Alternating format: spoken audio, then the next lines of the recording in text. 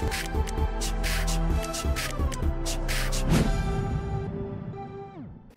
sahabat inovasi, jumpa bersama saya Yosi Fatrianti dari Badan Litbang Provinsi Sumatera Selatan dalam acara One Day One Innovation. Satu hari, satu inovasi, tiada hari tanpa inovasi.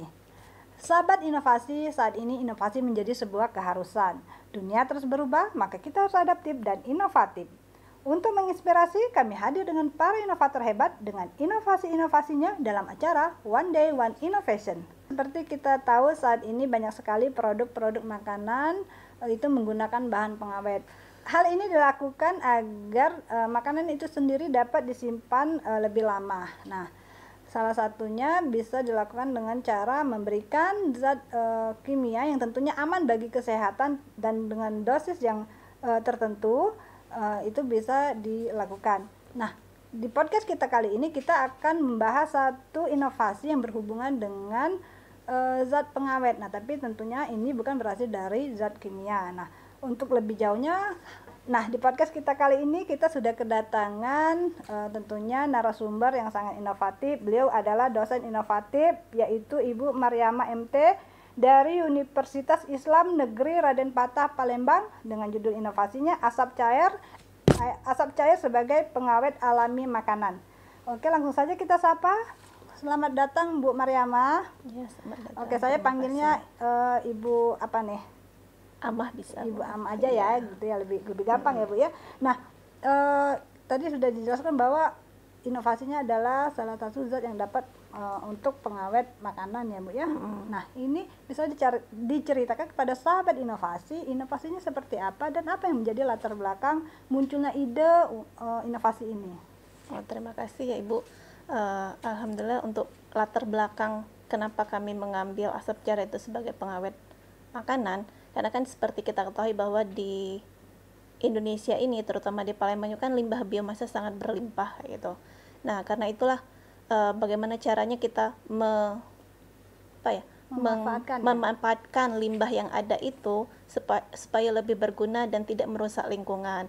Nah, salah satu caranya itu limbah biomasa itu bisa diolah menjadi asap cair. Nah, di mana asap cair ini bisa digunakan khususnya untuk asap cair grade 1 itu bisa digunakan sebagai pengawet makanan. Nah, di satu sisi juga seperti kita ketahui kan makanan itu atau apalagi bahan-bahan yang dalam bentuk pengolahan terutama di Sumatera Selatan yang notabene produk atau makanan tradisional pempek, nah itu kan terkadang masih banyak yang menggunakan formalin sebagai pengawetnya kayak gitu. Karena itulah kita mencari alternatif supaya makanan itu awet dan tidak merusak tubuh yang mengkonsumsinya kayak gitu Ibu. Baik. Nah, jadi memang kita salah satu tujuan dari inovasi ini adalah untuk menekan pemakaian bahan kimia pengawet seperti formalin itu ya. Iya, Ibu. Salah satunya seperti itu. Oke, baik. Nah, sebelum jauh kita membahas inovasi ini bahannya sendiri apa, Bu? Nah, untuk asap cair untuk makanan itu kami mengambil dari tempurung kelapa Ibu.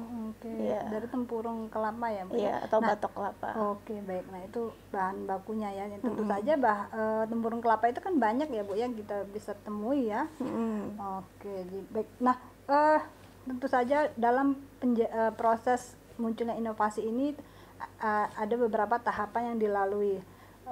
Yang pertama mungkin dari penjaringan idenya ya Bu ya. Nah, ini bisa ceritakan kepada sahabat inovasi bagaimana Ibu melakukan penjaringan ide ini bersama, tentunya Ibu nggak sendirian ya, pasti terlibat bersama teman-teman ya. Ya, alhamdulillah untuk dalam pengerjaan ini kami kebetulan kami kan dari program studi kimia UIN Raden Patah Palembang.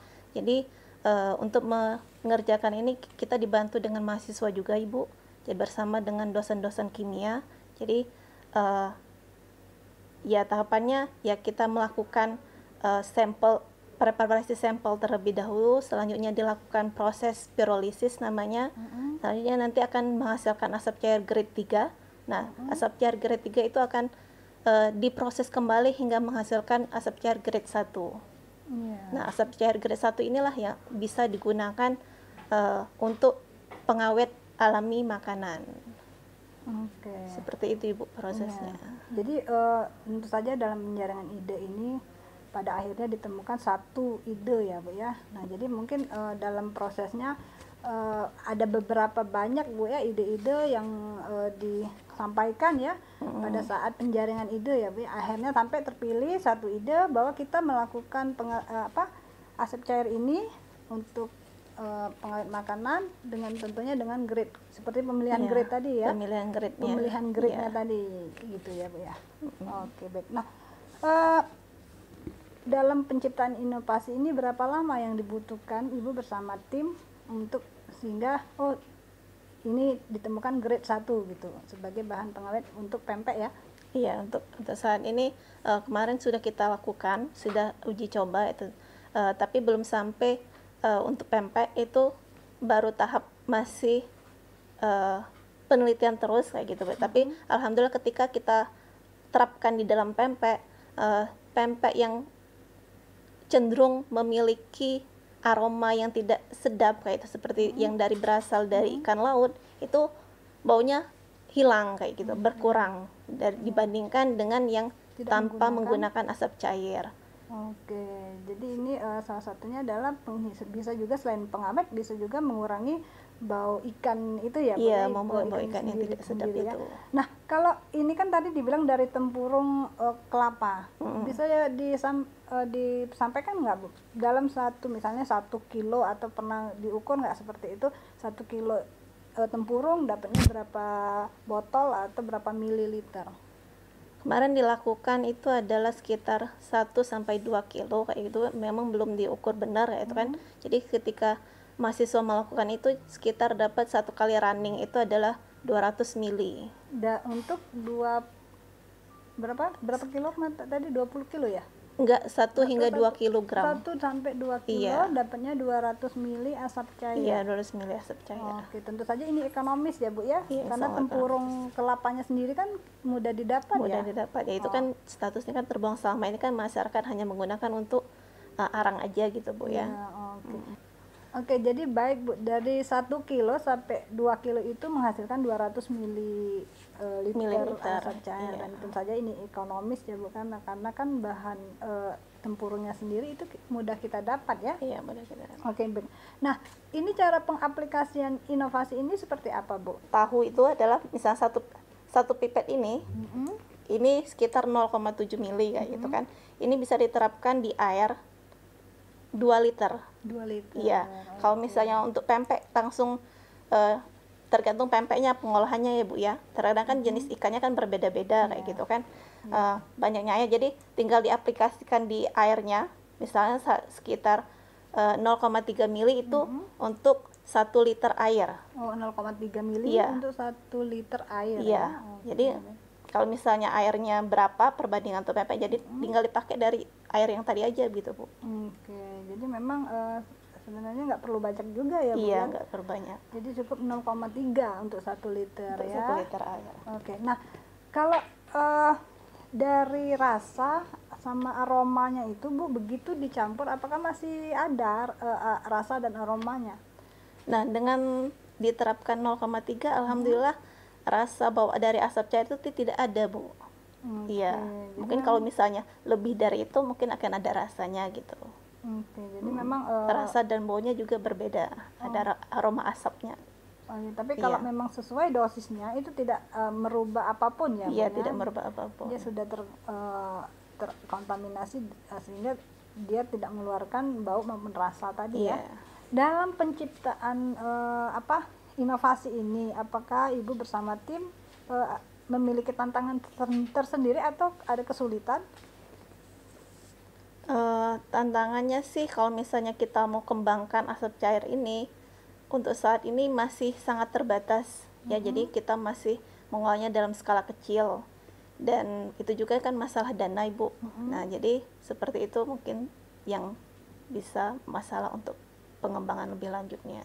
Oke, jadi tentu saja Ibu memiliki harapan ya Bu ya, harapan untuk kedepannya. Nah mungkin dalam tahapan proses ini kan masih banyak ya Bu ya yang harus dilalui. Nah mungkin bisa disampaikan harapan yang paling dalam waktu dekat ini gitu, apa yang ingin Ibu lakukan terhadap pengembangan inovasi ini?